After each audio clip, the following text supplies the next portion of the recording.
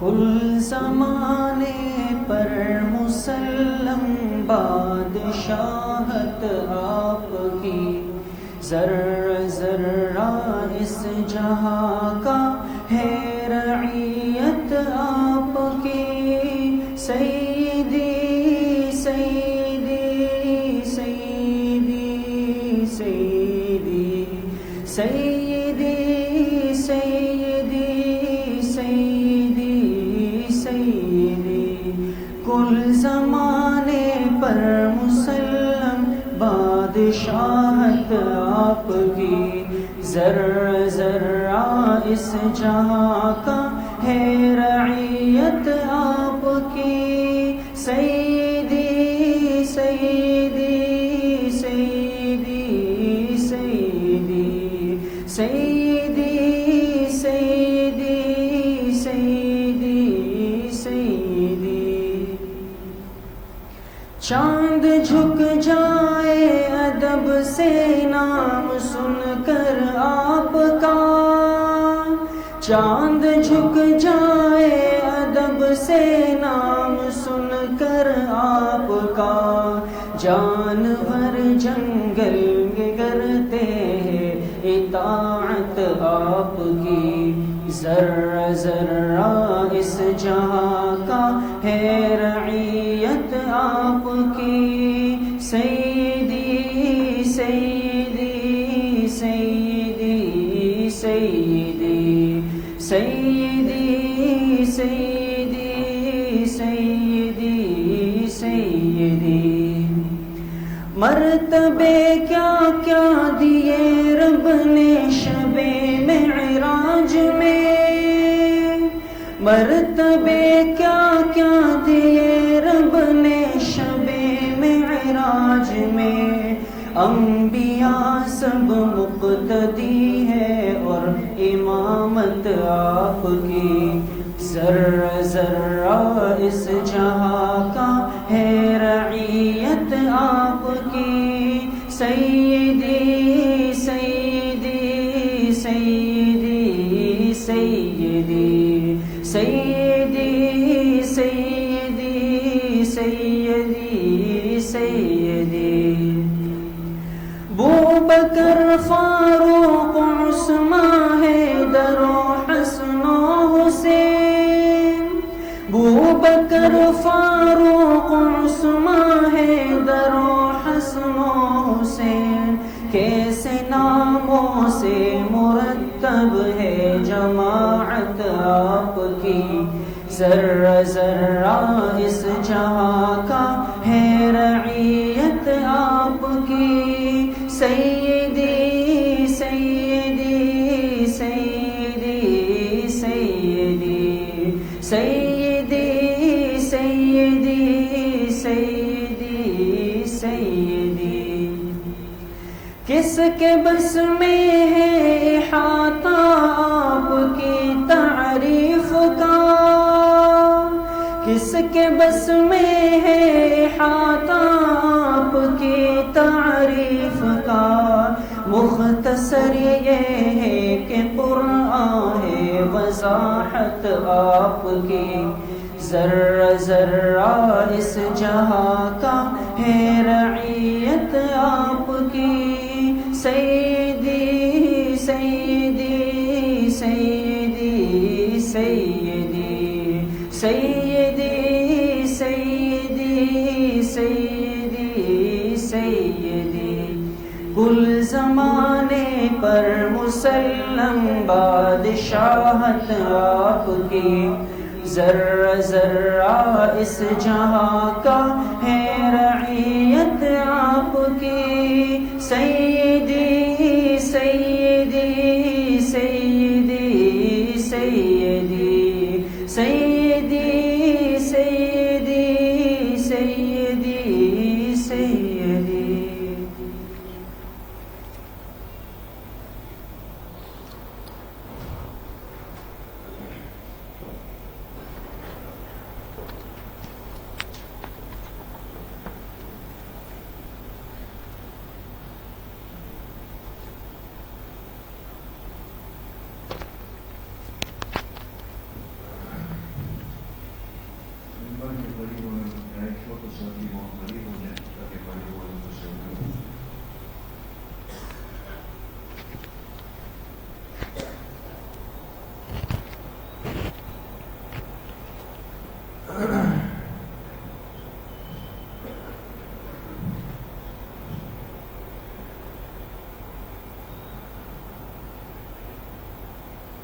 بسم اللہ الرحمن الرحیم الحمد للہ وکفا وسلام علی عباده الذین اصطفى خصوصا علی سید الرسل وخاتم الانبیاء وعلى آلہ واصحابہ الاتقیاء اما بعد فاعوذ باللہ من الشیطان الرجیم بسم اللہ الرحمن الرحیم قل یا ایہا الناس انی رسول اللہ الیکم جمیعا وقال رسول اللہ صلی اللہ علیہ وسلم بعثت الى الاسود والاحمر یا رب صل وسلم دائما ابدا علی حبیبک خیر الخلق کلہم.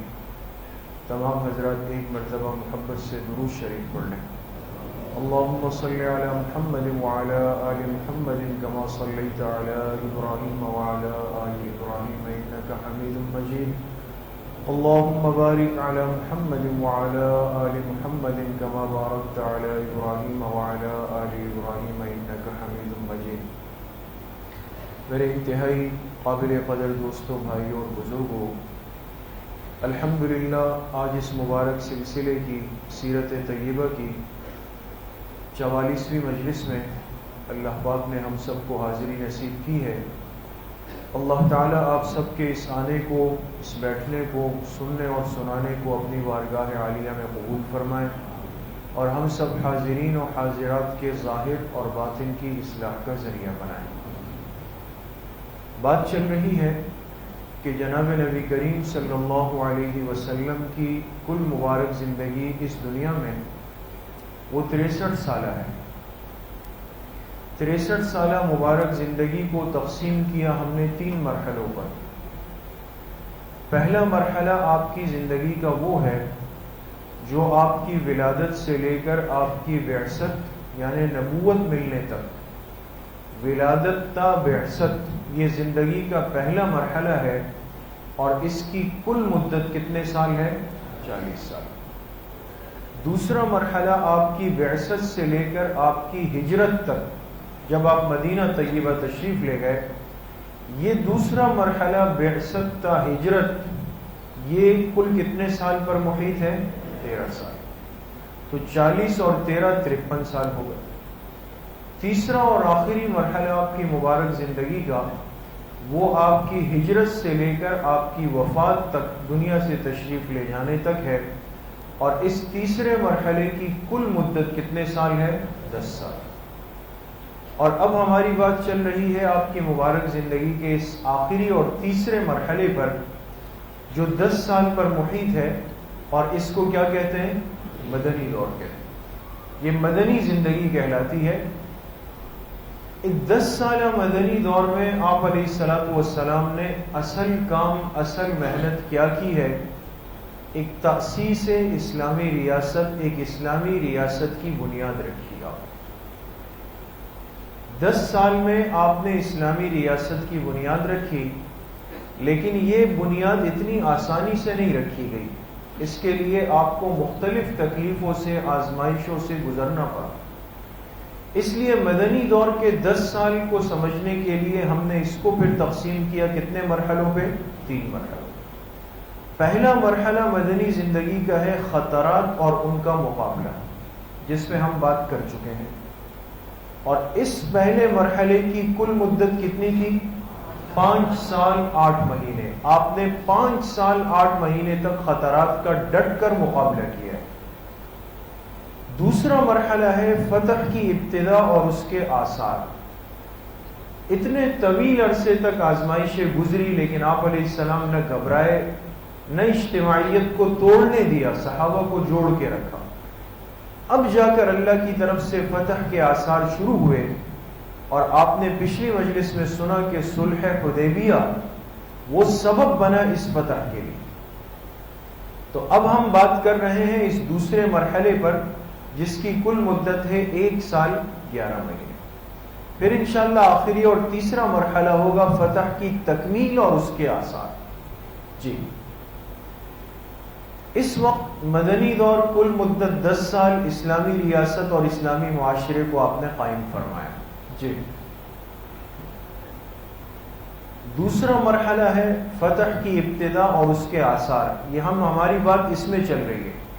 اس دوسرے مرحلے کی کل مدت کتنی ہے؟ 1 سال 11 مہینے. جی اچھا، اب کیا ہوا؟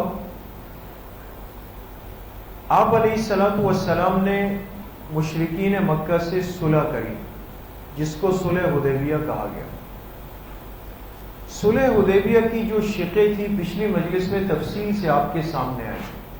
اس وقت ایسا لگ رہا تھا کہ جیسے ہم نے اپنی کمزوری تسلیم کر لی، وہ غالب آ گئے. لیکن آپ علیہ الصلوۃ والسلام نے فرمایا کہ تم صبر کرو، بہت بڑی خیر ہو. چنانچہ ایک شق یہ تھی کہ 10 سال تک ہم آپس میں جنگ نہیں کریں گے. ایک یہ بات بھی طے ہوئی کہ 10 سال تک ہم آپس میں جنگ نہیں کریں گے. اب اللہ کا نظام یہ ہے کہ جب سکون کے حالات ہو جائے تو انسان کو دین اور دنیا دونوں کے کم میں آسانی ہو جاتی. حالات خدا نخواستہ جب خراب ہوتے ہیں، آپ حضرات خود جانتے ہیں اور ہم پچھلے سالوں کو بھگت کے آئے ہیں، نہ انسان اپنی حلال تجارت کر سکتا ہے، نہ دین کا کام تسلی سے کر سکتا ہے. لیکن حالات میں سکون آ جائے تو آپ کے لیے دنیا کی تجارت بھی آسان، دین کا کام کرنا بھی آسان ہو جاتا. 10 سال تک لڑائی بند ہو گئی تو آپ علیہ الصلوۃ والسلام کو اب موقع ملا کہ اب دین کی دعوت کو جزیرۃ العرب سے نکال کر پورے عالم میں پھیلا دیا جائے. اور یہ آپ علیہ الصلوۃ والسلام چونکہ آخری پیغمبر ہیں اور پورے کائنات کے پیغمبر ہیں، اس لیے آپ نے فرمایا بعثت الی الاسود والاحمر، مجھے اللہ تعالیٰ نے ہر سیاہ اور سرخ کی طرف بھیجا ہے.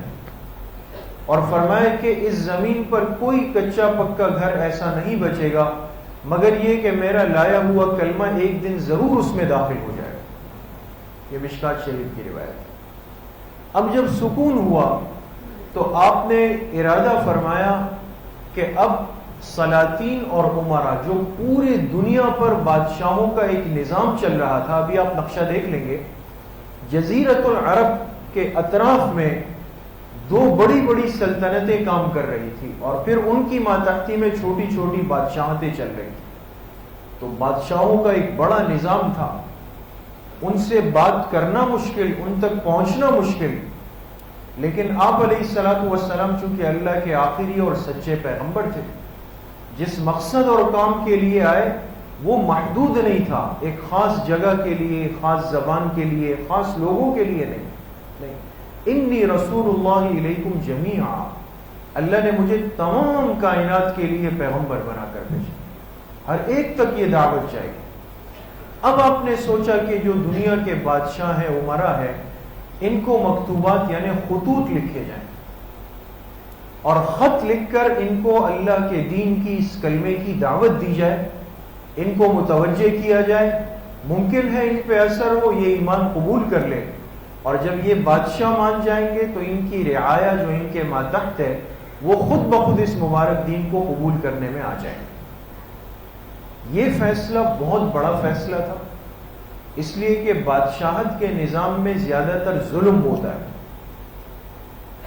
عام آدمی کی تو مجال نہیں کہ وہ بات کر سکے، لیکن آپ علیہ الصلوۃ والسلام نے اپنے عمل سے واضح فرمایا کہ ہماری دعوت وہ ہے جو جس میں غلام اور بادشاہ برابر ہوں.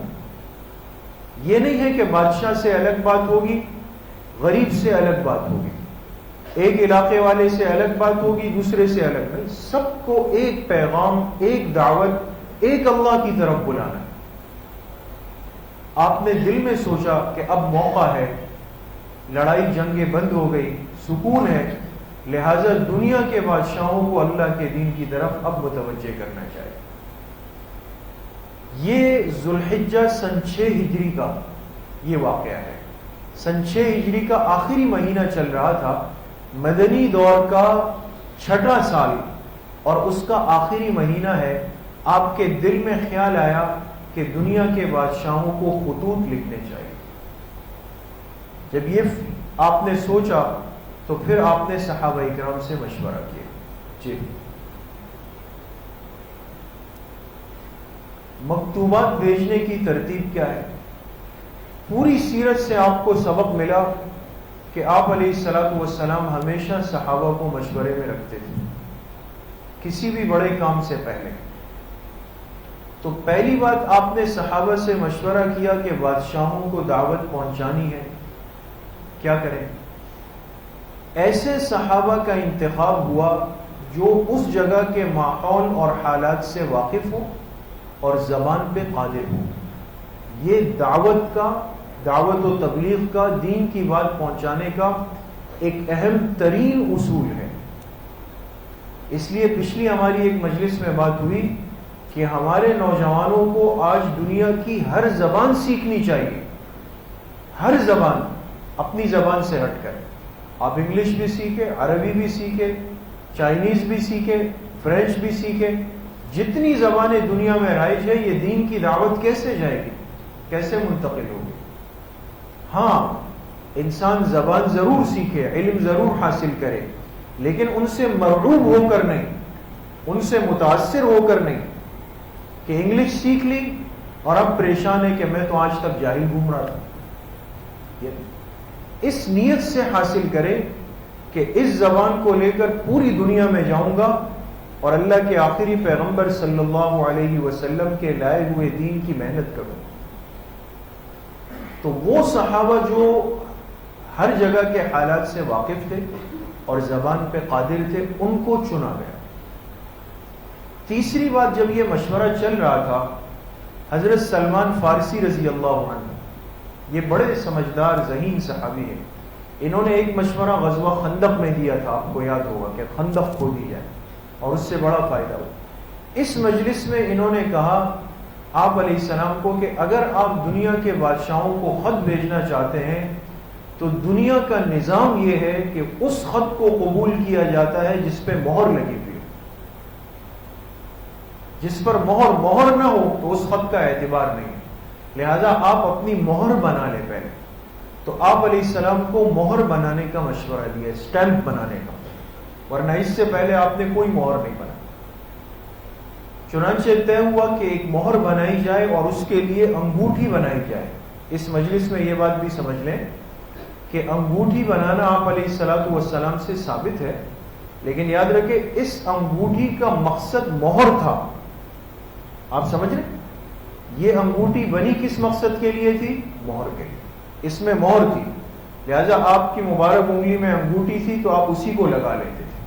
لیکن چونکہ آپ سے پہننا ثابت ہے، لہذا اگر ایک شخص اس نیت سے انگوٹھی ہاتھ میں پہنتا ہے چاندی کی، مرد کے لیے چاندی کے علاوہ اور کسی دھات کی انگوٹھی پہننا حرام ہے مرد کے لیے، اور وہ بھی 4.5 ماشے چاندی سے زیادہ نہیں.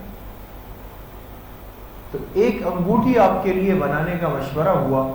اب اس پہ نقش کیا کرے اوپر، اس لیے کہ مہر بنے گی. تو جو نقش طے ہوا وہ یہ تھا.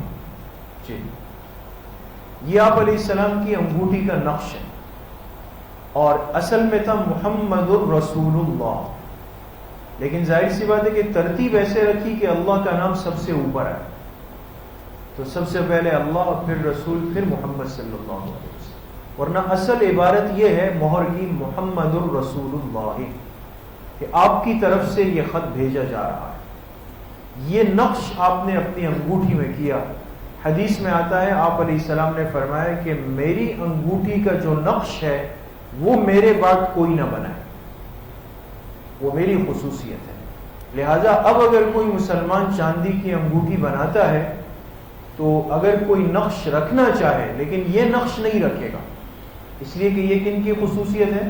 جناب نبی کریم صلی اللہ علیہ وسلم. یہ انگوٹھی آپ کی تیار ہو گئی، اس میں مہر بن گئی. اب آپ علیہ الصلوۃ والسلام نے اطراف کے جو بادشاہ تھے ان کے نام سامنے رکھے، کن کن کو خط لکھنے. اب غور کریں، یہ فہرست ہے ان بادشاہوں کی جن کو آپ علیہ الصلوۃ والسلام نے دعوت کے خطوط لکھے. یہ کل 7 بادشاہ ہیں. یہ نجاشی ہے پہلے نمبر پہ، پھر ہرقل ہے قیصر، تیسرے نمبر پہ خسرو پرویز، پھر مقوقس، پھر حارث ابن ابی شمر، حوضہ ابن علی، منذر ابن ساوا. یہ کل کتنے ہو گئے؟ 7 ہو گئے. یہ کل 7 ہو گئے.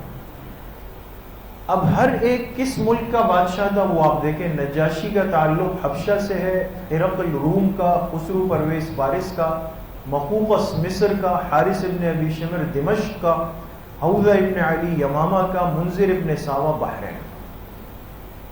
تیسری بات، کس بادشاہ کے پاس کون سا صحابی گیا؟ آپ نے ہر صحابی کی ایسی تربیت کی کہ وہ اس قابل تھا کہ ماحول کے اعتبار سے بات کر سکے، دعوت دے سکے. انسان جب ایک کا محتاج بن جاتا ہے اس سے بڑی مصیبت نہیں ہے دوستو. کل کو وہ نہیں ہے پھر کیا کریں گے؟ آپ وہیں کے وہیں رک جائیں. آپ کی تربیت ہے.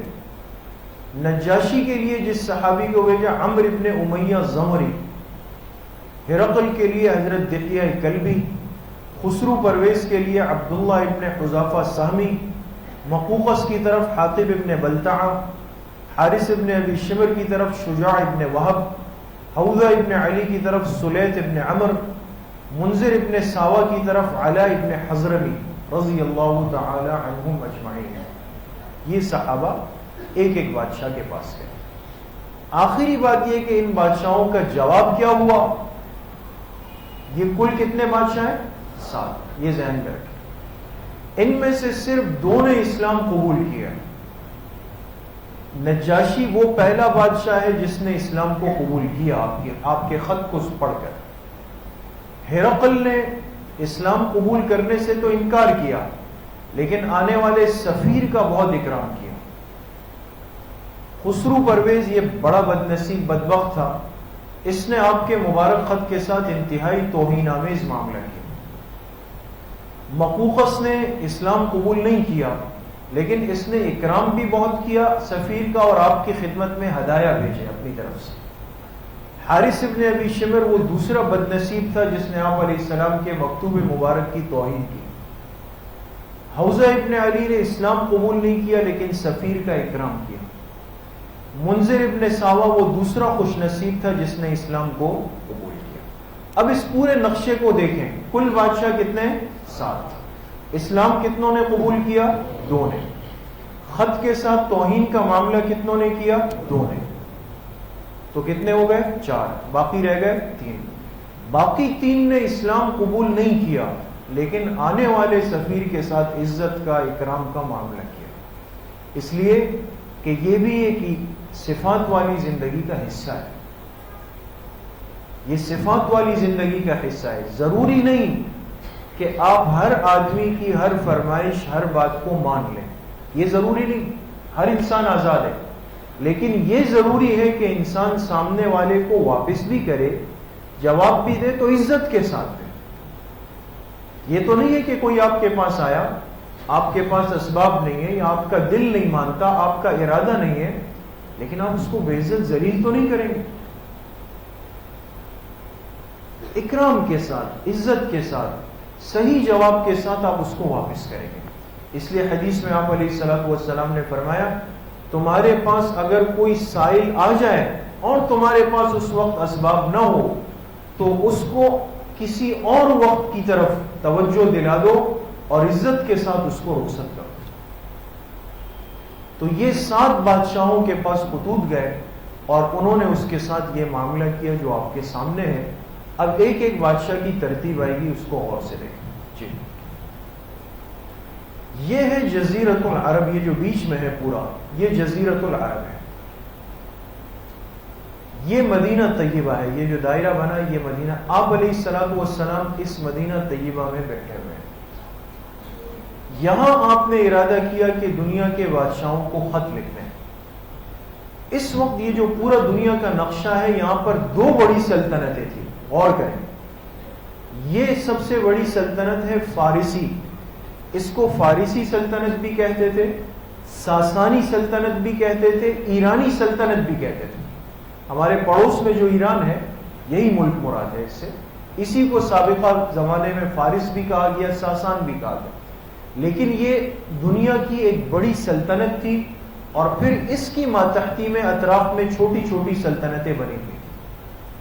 دوسری جو بڑی سلطنت ہے وہ یہ ہے بازنطینی رومی سلطنت. اس کو رومی سلطنت بھی کہا گیا، بازنطینی سلطنت بھی کہا گیا. تو گویا کہ اپنی زبان میں آپ سمجھے اس وقت دنیا میں سپر پاور کتنے تھے؟ 2، ایک فارس ایران اور ایک روم، ایک مدینے کے اس جانب ہے، ایک مدینے کے اس جانب ہے۔ اس کی ماتحتی میں بھی بہت سارے ملک تھے چھوٹے چھوٹے، اس کی ماتحتی میں بھی ملک تھے۔ آپ کے جو 7 خطوط ہیں ان میں سے براہ راست ان کو بھی لکھا، ان کو بھی لکھا، اور باقی 5 خطوط ان کی ماتحتی میں جو چھوٹے چھوٹے بادشاہ تھے ان کو آپ علیہ الصلوۃ والسلام نے لکھے۔ اب دیکھیں ترتیب سے کہ سب سے پہلا خط آپ نے کس کو بھیجا؟ جی، سب سے پہلا خط مدینہ طیبہ سے آپ نے بھیجا، یہ ہے اکسوم، یہ حبشہ کا دارالحکومت ہے، حبشہ، اور حبشہ کے بادشاہ کا نام کیا تھا؟ نجاشی۔ وہ پہلا بادشاہ جس کے پاس آپ علیہ الصلوۃ والسلام نے اپنا مکتوب روانہ فرمایا وہ نجاشی تھا۔ دیکھیں یہ اس خط کی ایک شکل ہے۔ آپ علیہ الصلوۃ والسلام کے دست مبارک سے لکھے ہوئے جو خطوط ہے، ہمارے برادر اسلامی ملک ترکی میں ایک تاریخی میوزیم ہے، جو حضرات ترکی جا چکے ہیں، ترکی میں ایک بہت بڑا تاریخی اسلامی میوزیم ہے، توپ کاپی میوزیم کے نام سے، توپ کاپی، اور ان اللہ کے بندوں نے پوری اسلامی تاریخ کو محفوظ کیا ہے، اور جناب نبی کریم صلی اللہ علیہ وسلم کی تلواریں، آپ کا لباس مبارک، آپ کے بال مبارک، آپ کے نعلین مبارک، آپ کے خطوط، یہ سب توپ کاپی میوزیم کے اندر محفوظ کیے گئے ہیں۔ ان لوگوں کو، ترک کو اللہ نے بہت بڑا جذبہ دیا، اس لیے موجودہ آل سعود حکومت سے پہلے ہمارے حرمین الشریفین پر، مکہ مکرمہ، مدینہ منورہ پر ترک حکومت تھی، اس لیے انہوں نے وہ سارے آثار اور نشانیوں کو محفوظ رکھا ہوا تھا جو اب آہستہ آہستہ کر کے ختم کر دی گئی۔ ان کے مزاج میں ان چیزوں کی حفاظت ہے، لہذا یہ انہی خطوط کا عکس ہے جو توپ کاپی میوزیم میں محفوظ ہیں، انہوں نے رکھے ہوئے ہیں ایک خاص طریقے سے، اور سال میں 1 یا 2 موقع ایسے آتے ہیں کہ جب میوزیم کا یہ حصہ کھولا جاتا ہے، یا پھر یہ کہ دنیا کا کوئی بادشاہ چلا جائے یا کوئی بہت بڑا عالم چلا جائے، ان کو خاص طور پر ان کی زیارات کرائی جاتی ہے اس وقت۔ تو یہ وہ خط ہے، اس کا عکس دیکھیں، جو نجاشی شاہ حبشہ کو لکھا گیا، اور لے جانے والے صحابی کون تھے؟ عمرو ابن امیہ زمری، اور خط کا نتیجہ کیا نکلا تھا؟ اس نے فوراً اسلام کو قبول کر لیا تھا۔ سمجھ گئے؟ یہ بہت خوش ہوا آپ علیہ السلام کا خط دیکھ کر، اور سمجھ گیا کہ یہ اللہ کے سچے پیغمبر ہیں۔ آپ علیہ الصلوۃ والسلام نے جو خط لکھا اس کے الفاظ چونکہ اس میں تو واضح نہیں ہے، ہم اس کو ابھی دکھا دیتے ہیں۔ جی اب دیکھیں، حبشہ، شاہ حبشہ کے نام جو آپ کا خط تھا یہ تھا: بسم اللہ الرحمن الرحیم، من محمد رسول اللہ صلی اللہ علیہ وسلم الی النجاشی الاصحن ملک الحبشہ، سلم انت فانی احمد الیک اللہ الذی لا الہ الا هو الملک القدوس السلام المؤمن المہیمن واشہد ان عیسی ابن مریم روح اللہ وکلمتہ۔ دیکھیں، چونکہ نجاشی عیسائی تھا، حضرت عیسیٰ علیہ السلام پر ایمان رکھتا تھا، تو آپ نے اپنے خط میں اس کا لحاظ رکھا کہ حضرت عیسیٰ علیہ السلام کا تذکرہ فرمایا، تعریف فرمائی۔ القاها الى مریم بطول الطیب الحسینہ فحملت بعیسیٰ فخلقه اللہ من روحه ونفخه كما خلق آدم بيده وإني أدعوك إلى الله وحده لا شريك له والموالاة على طاعته وإن تتبعني وتؤمن بالذي جاءني فإني رسول الله صلى الله عليه وسلم وإني أدعوك وجنودك إلى الله عز وجل وقد بلغت ونصحت فأقبلوا نصيحتي والسلام على من اتبع الهدى۔ خلاصہ خط کا یہ تھا کہ آپ نے پہلے اللہ پاک کی حمد و ثنا بیان کی، اور پھر کہا کہ بے شک عیسیٰ علیہ السلام بھی اللہ کے بندے ہیں، اللہ کے رسول ہیں، اور اللہ کے معزز بندے ہیں، لہذا تم ایمان لے آؤ، سلامتی میں داخل ہو جاؤ، تو اللہ پاک تمہیں تمہارے مرتبے پہ باقی رکھے۔ اس نے جب خط پڑھا، ایک تنکا اٹھایا زمین سے، تنکا چھوٹا سا، اور اپنے جو دربار میں بیٹھے ہوئے لوگ تھے ان سے کہا کہ خدا کی قسم، اس خط لکھنے والے شخص نے عیسیٰ علیہ السلام کی شان بیان کرنے میں تنکے کے برابر بھی کمی نہیں کی. اگر یہ اپنے غرض کے لیے کام کرتا تو اپنی تعریف کرتا. اس نے ہمارے پیغمبر کی تعریف کی، لہذا خط کو اس نے بوسہ دیا، اسی مجلس میں ایمان اس نے قبول کیا اور آنے والے سفیر کا بہت اکرام کیا. دوسرا پیغام آپ علیہ السلام نے اس بادشاہ کو بھیجا تھا. آپ کو یاد ہوگا پچھلی مجلسوں میں بات گزری، مسلمان حبشہ ہجرت کر کے گئے تھے. اور کتنی مرتبہ گئے؟ 2 مرتبہ. پہلی مرتبہ گئے، پھر ایک غلط فہمی کی بنیاد پر آئے، پھر واپس چلے. تو مسلمانوں کا ایک حصہ، اس میں مستورات بھی تھی، مرد بھی تھے، وہ تقریباً 6 سال تک حبشہ میں رہا، وہ مدینہ نہیں آئے. تو اب جو صحابی گئے تو آپ نے ان کو یہ پیغام دیا کہ نجاشی کو کہہ دینا کہ ہمارے ان ساتھیوں کو کشتی میں بٹھا کر ہمارے پاس مدینہ طیبہ روانہ کر دیں. اس نے 2 کشتیاں اپنی رقم پر لی نجاشی نے، اور تمام مسلمانوں کو اپنی رہنمائی میں بٹھایا، اس میں عزت کے ساتھ، حفاظت کے ساتھ، اور سب کو مدینہ طیبہ روانہ کیا. یہ لوگ سب مدینہ پہنچے. تو یہ وہ دنیا کا پہلا خوش نصیب بادشاہ ہے جس نے آپ کے خط کو قبول کر کے اسلام کو قبول کیا. جی. دوسرا خط آپ علیہ السلام نے کس کو لکھا؟ دیکھیں، دوسرا خط آپ نے لکھا رومی سلطنت، جو بڑی سلطنت تھی، روم کے بادشاہ کو آپ نے خط لکھا. اب روم کے بادشاہ کو کا نام کیا ہے؟ اس کے پاس جانے والے صحابی کون ہے؟ خط کیا ہے؟ دیکھیں جی. یہ ہے اس خط کا عکس، یہ بھی محفوظ ہے. اس کا نام تھا ہرقل. اس کو صحیح پڑھنا چاہیے. ہرقل یہ روم کا بادشاہ تھا، اور اس کے پاس جانے والے صحابی حضرت دحیہ کلبی تھے. ان کا واقعہ بڑا دلچسپ اور عجیب ہے. بخاری شریف کی بالکل ابتدا میں ہرقل کا واقعہ ہے. آپ علیہ السلام نے حضرت دحیہ کو خط دے کر بھیجا کہ ہرقل کو میرا خط دے دو. یہ ہرقل تورات اور انجیل کا بہت بڑا عالم تھا اور بہت انصاف پسند بادشاہ تھا. اس کو جب دربار میں خط پہنچا، اس نے پڑھا، بہت حیران ہوا کہ بھئی یہ خط کس نے بھیجا، اور یہ تو بڑے عجیب الفاظ ہیں. اس نے کہا معلوم کرو کہ اس وقت علاقے میں کوئی عرب کا آدمی ہے، عرب سے آیا ہوا، میں اس سے کچھ باتیں پوچھنا چاہتا ہوں کہ اس خط لکھنے والے کے بارے میں اس کو کچھ معلومات ہیں. انہی دنوں ابو سفیان، اس وقت تک مسلمان نہیں ہوئے تھے، ابو سفیان تجارتی قافلہ لے کر روم گیا ہوا تھا. تو بادشاہ کے سپاہیوں نے اس کو بلایا، وہ آ کے دربار میں پیش ہوا. ہرقل کی زبان چونکہ رومی زبان الگ تھی، ابو سفیان کی زبان عربی الگ تھی، دونوں ایک دوسرے کی زبان نہیں سمجھتے تھے.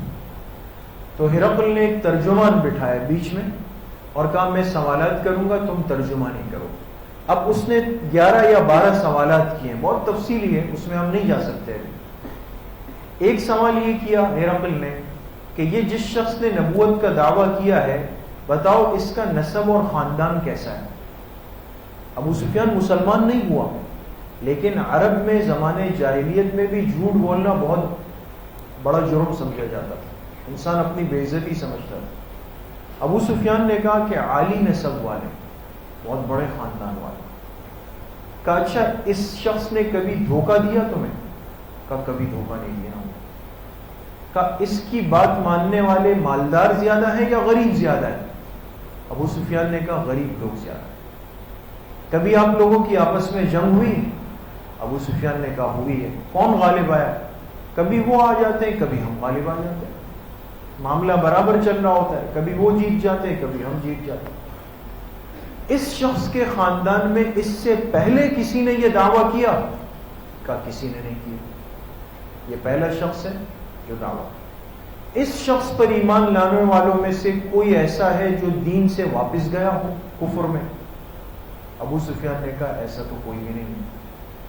اور بھی کچھ سوالات. اب جب ہرقل نے تسلی کی تو کہا اپنے ترجمان سے کہ اس کو بتا دو کہ تم نے جو باتیں کی ہے یہ سب کی سب نشانیاں اللہ کے ایک سچے پیغمبر کی.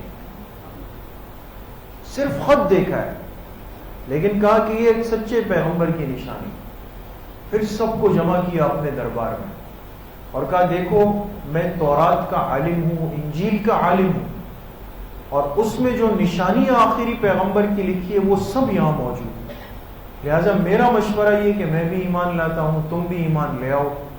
اور یاد رکھو، پھر ہرقل کے الفاظ، یاد رکھو ایک دن آئے گا کہ اس شخص کی نبوت چلتے چلتے چلتے میرے ان پیروں کی جگہ پہ پہنچ جائے، یہاں تک آ جائے، لہذا ایمان لے آؤ۔ لیکن ظاہر سی بات ہے، انسان جب منصبوں پہ بیٹھتا ہے بہت سارے خیر کے کام رک جاتے ہیں۔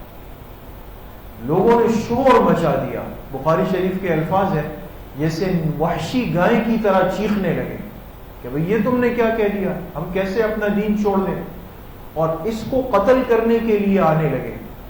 ہرقل سمجھ گیا کہ جان خطرے میں، تو کہا بھئی رک جاؤ، میں تو تمہیں جانچ رہا تھا، تمہارے ایمان اور عقیدے کو معلوم کر رہا تھا کہ تم عیسائیت میں کتنے پکے ہو، صرف تمہیں دیکھ رہا تھا، لہذا میں نے دیکھ لیا تم سب بڑے پکے ہو۔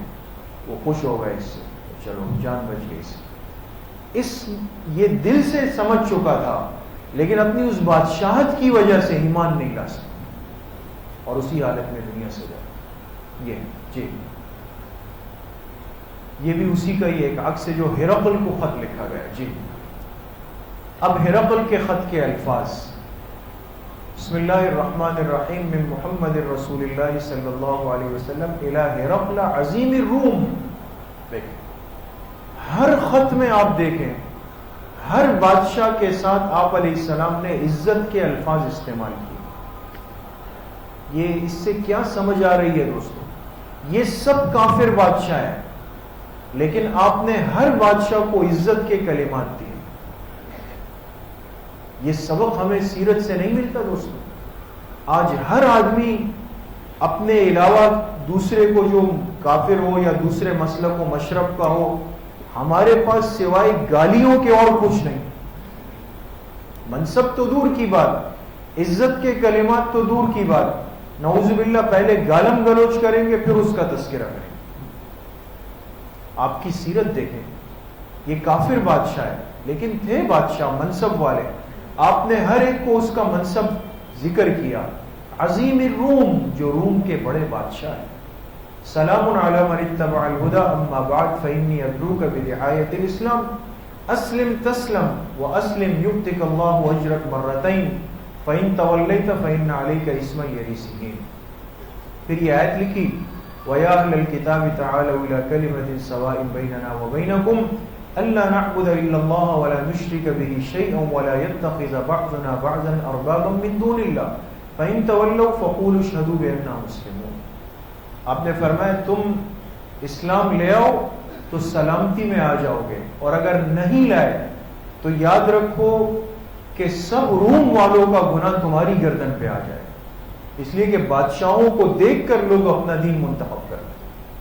جی اس کے بعد جو آپ علیہ السلام نے خط لکھا، تیسرا خط روانہ کیا، یہ دیکھیں فارسی سلطنت کو، جو دوسری بڑی بادشاہت تھی، اس کے بادشاہ خسرو پرویز کو آپ نے خط روانہ کیا۔ دیکھیں یہ اس خط کا ایک عکس ہے۔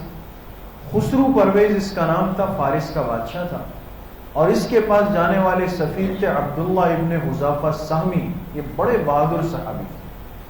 یہ خط لے کر گئے ان کے پاس، یہ دربار میں بیٹھا ہوا تھا، عبداللہ ابن حذافہ نے خط پیش کیا۔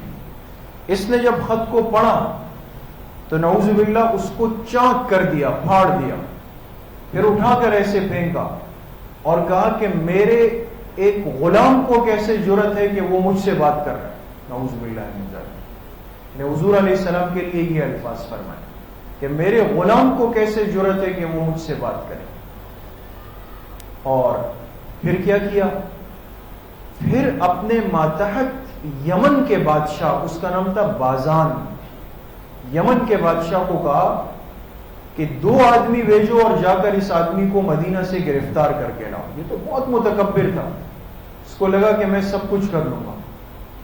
بازان کو کہا کہ 2 آدمی بھیجو اور جا کے کہو کہ اس شخص کو گرفتار کر کے لے آؤ۔ یہ 2 آدمی مدینہ طیبہ آئے، یہ بھی بڑے اکڑ کے آئے، کہ ہم تو خسرو پرویز کے آدمی ہیں۔ آپ نے پوچھا کیسے آنا ہوا؟ کہا ہمیں بازان نے بھیجا ہے اور بازان کو خسرو پرویز نے حکم دیا کہ ہم آپ کو گرفتار کر کے پرویز کے سامنے پیش کریں گے۔ تو آپ علیہ الصلوۃ والسلام نے فرمایا کہ تمہاری یہ مونچھیں اتنی بڑی بڑی ہے اور داڑیاں بالکل صاف ہے۔ یہ ان کا طریقہ تھا فارس والوں کا، حد سے زیادہ بڑی مونچھیں رکھتے تھے۔ یہ کیوں کیا ہے؟ کہ یہ ہمارے خدا نے پرویز، خسرو پرویز کو یہ خدا مانتے تھے، اس نے حکم دیا۔ آپ نے فرمایا مجھے میرے رب نے حکم دیا ہے کہ میں مونچھوں کو بست کروں، داڑیوں کو بڑھاؤں۔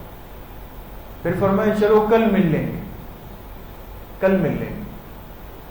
اگلا دن ہوا، آپ علیہ السلام آئے، یہ دونوں پھر کھڑے ہوئے۔ آپ نے فرمایا کیسے کھڑے ہوئے ہو؟ تو آپ کو گرفتار کرنے آئے۔ کہا کس نے بھیجا؟ کہا بازان نے، اور بازان کو خسرو پرویز نے۔ آپ نے فرمایا خسرو پرویز رات کو قتل ہو چکا ہے۔ مدینہ طیبہ میں آپ بیٹھے، کوئی یہ نظام مواصلاتی تو نہیں تھا، کچھ بھی نہیں تھا۔ آپ کے بھیجے ہوئے صحابی واپس نہیں پہنچے، کچھ بھی نہیں، بیچ میں ایک رات گزری۔ آپ نے فرمایا تمہارے بادشاہ خسرو پرویز کو اس کے بیٹے نے رات کو قتل کر دیا ہے۔ اور کہا نہیں ہو سکتا، میں جا کے دیکھوں۔ یہ دوڑے ہوئے آئے اپنے بادشاہ بازان کے پاس، اس نے کہا نہیں مجھے تو کوئی نہیں پتا۔ اور جب فارس سے اطلاع آئی تو پتہ چلا کہ خسرو پرویز کو رات کو اس کے سگے بیٹے نے اٹھ کر کے قتل کر دیا تھا۔ اس لیے کہ آپ علیہ السلام کا خط مبارک جب چاک ہوا، آپ نے فرمایا جیسے اس نے میرا خط پھاڑا ہے، اللہ اس کی سلطنت کو اسی طرح ٹکڑے ٹکڑے کر دیں۔ تو بہت ذلت کے انجام سے یہ دوچار ہوا اور محروم ہو کر یہ دنیا سے گیا۔ جی خسرو پرویز کو جو خط گیا اس کے الفاظ یہ تھے، بسم اللہ الرحمن الرحیم من محمد رسول اللہ صلی اللہ علیہ وسلم الی کسرا عظیم فارس۔ دیکھیں وہ کسرا جو فارس کا بڑا بادشاہ ہے، سلام علی من اتبع الہدی وآمن باللہ ورسولہ وشہد ان لا الہ الا اللہ وحدہ لا شریک لہ وان محمدا عبدہ ورسولہ وادعوک بدعاء اللہ فإنی انا رسول اللہ صلی اللہ علیہ وسلم الی الناس کافہ۔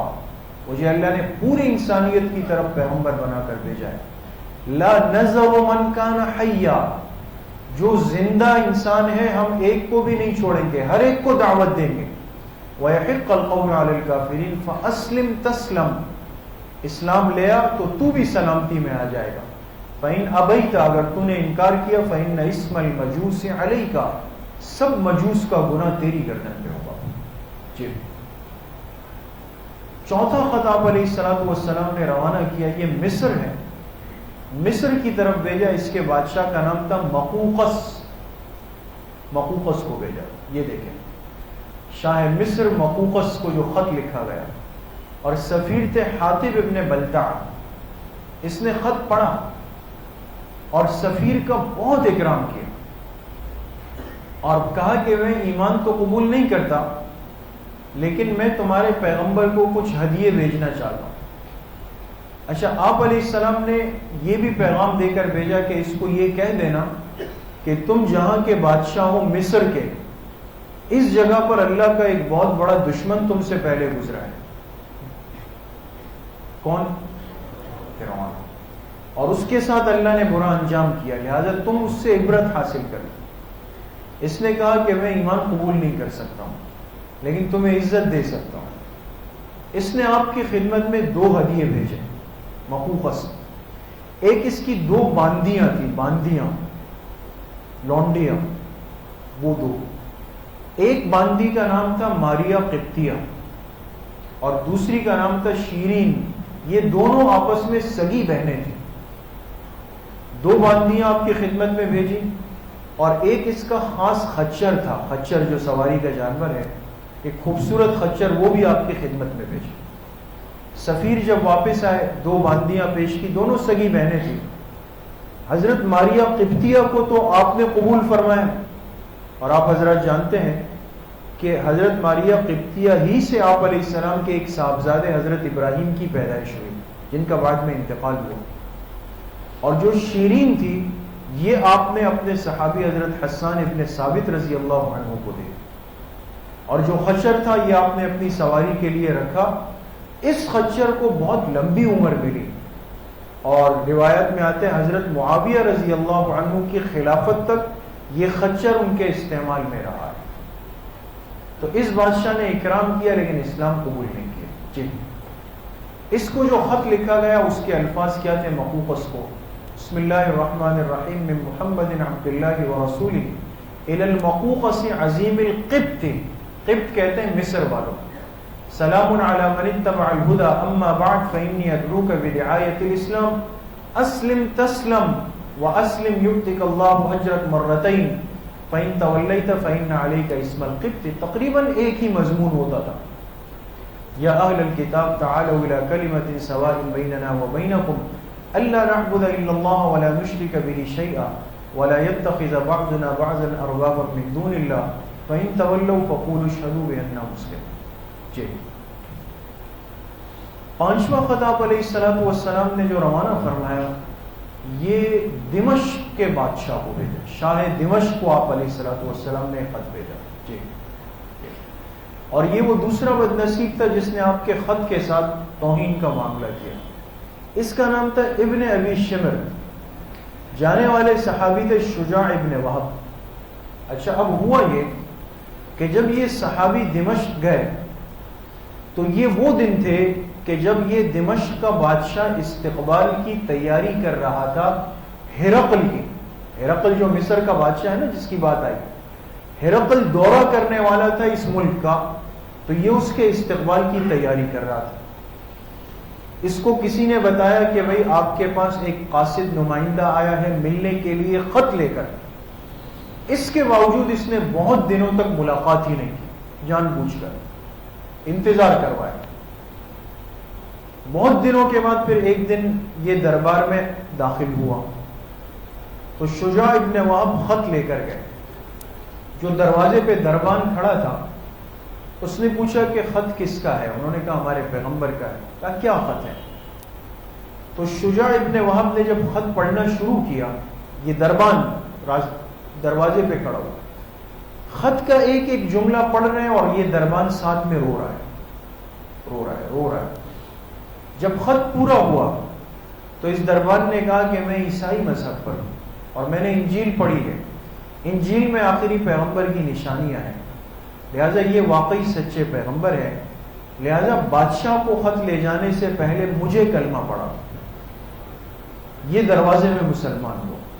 اللہ کی شان، کہتے ہیں نا انسان محنت کہاں کرتا ہے فیصلہ کہاں نکلتا ہے، فیصلہ ضرور ہوتا ہے، یہ اسلام لے آئے۔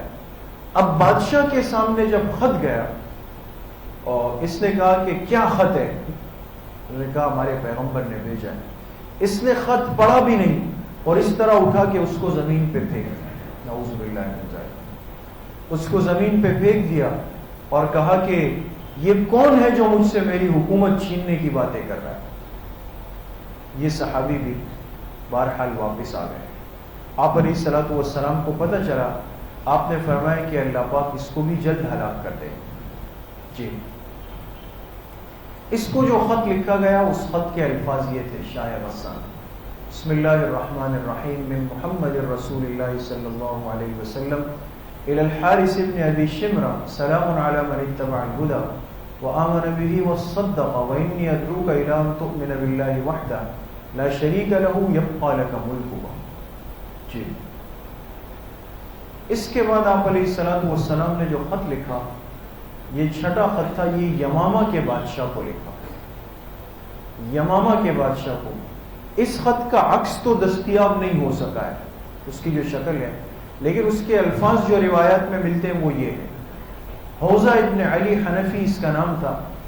آپ علیہ السلام نے خط لکھا، بسم اللہ الرحمن الرحیم من محمد رسول اللہ صلی اللہ علیہ وسلم الی حوزہ ابن علی سلام علی من اتبع الہدی وعلم، اس جملے پہ غور کریں، وعلم آپ نے فرمایا جان لو ان دینی سیظہر الی منتہی الخف والحافر، عن قریب میرا یہ لایا ہوا دین وہاں تک پہنچ جائے گا جہاں تک اونٹوں کے اور پیروں کے قدم پہنچ جائیں گے۔ اونٹ اور گھوڑے جہاں تک جائیں گے میرا دین وہاں تک چلا جائے گا. فَأَسْلِمْ تَسْلَمْ وَأَجْعَلُ لَكَ مَا تَحْتَ يَدَيْكَ. یہ بھی اسلام نہیں لایا لیکن اس نے سفیر کے ساتھ اکرام کا معاملہ کیا. جی آخری خط آپ علیہ الصلوۃ والسلام نے مدینہ سے روانہ کیا. یہ بحرین کا علاقہ ہے. اس شاہ بحرین کو آپ نے خط لکھا. جی یہ اس خط کا عکس ہے جو ترکی کے میوزیم میں محفوظ ہے. اس کا نام تھا منذر ابن ساوا. جانے والے صحابی تھے علا ابن حضرمی رضی اللہ عنہ. اور یہ وہ خوش نصیب تھا کہ اس نے جب خط پڑھا تو اس نے خط پڑھ کے اس خط کو بوسہ دیا اور کہا کہ میری خوش نصیبی ہے کہ اللہ کے سچے پیغمبر نے مجھے ایمان کی دعوت دی ہے. اسی مجلس میں یہ کلمہ پڑھ کے یہ اسلام کے دائرے کے اندر داخل ہو گئے. وہ خط کیا تھا دیکھیں, منذر ابن ساوا کے نام خط. بسم اللہ الرحمن الرحیم من محمد رسول اللہ صلی اللہ علیہ وسلم الى المنذر ابن ساوا سلام علی من اتبع الهدى اما بعد فإنی ادعوک الى الاسلام فاسلم تسلم اسلم يجعل الله لك ما تحت يديك وعلم ان دینی سيظهر الى منتهى الخف والحافر. اس نے خط پڑھا اور فوراً اسلام کو قبول کر کے اسلام کے دائرے میں داخل. یہ وہ 7 بڑے بڑے بادشاہ تھے دنیا کے جن کو آپ علیہ السلام نے مدنی دور کے دوسرے مرحلے میں خط روانہ فرمائے. اور اب آپ علیہ السلام کی دعوت اور پیغام عرب سے نکل کر پوری دنیا میں پہنچ رہا ہے اور بڑے بڑے بادشاہوں کے پاس جا رہا ہے. اب دنیا میں ایک ہلچل مچ گئی نظام میں. اب بات ہو گئی کہ بھئی عرب میں کون آیا ہے جو یہ دعویٰ کر رہا ہے. ہر ایک کے کان میں آپ علیہ الصلوۃ والسلام کا پیغام پہنچے. جی اب انشاءاللہ العظیم ہم اگلی مجلس میں بات کریں گے مدنی دور کے دوسرے مرحلے میں سن 7 ہجری. یہ 6 ہجری ختم ہو گیا, آپ کے خطوط سب سے آخری مہینے میں گئے. اب جب 7 ہجری شروع ہوا, اس 7 ہجری میں کچھ اہم واقعات پیش آئے اور اسی میں غزوہ خیبر بھی شامل ہے. تو انشاءاللہ آئندہ مجلس میں ہم بات کریں گے سن 7 ہجری کے واقعات پر. اللہ تعالی مجھے بھی آپ سب کو صحیح عمل کی توفیق نصیب فرمائے. وآخر دعوانا ان الحمد للہ رب العالمین. الحمد للہ رب العالمین والصلاة والسلام علی سید الانبیاء والمرسلین سیدنا و مولانا محمد وآلہ واصحابہ اجمعین.